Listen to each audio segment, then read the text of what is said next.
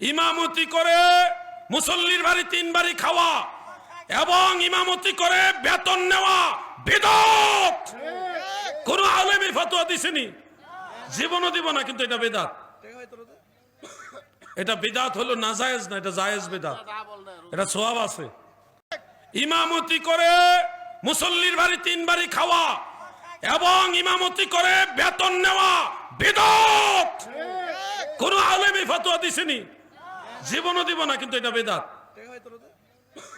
এটা বিদআত হলো নাজায়েজ না, এটা জায়েজ বিদআত, এটা সওয়াব আছে। ইমামতি করে মুসল্লির বাড়ি 3 বাড়ি খাওয়া এবং ইমামতি করে বেতন নেওয়া বিদআত। কোন আলেমের ফতোয়া দিছেনি? জীবনও দিব না, কিন্তু এটা বিদআত। এটা বিদআত হলো নাজায়েজ না, এটা জায়েজ বিদআত, এটা সওয়াব আছে।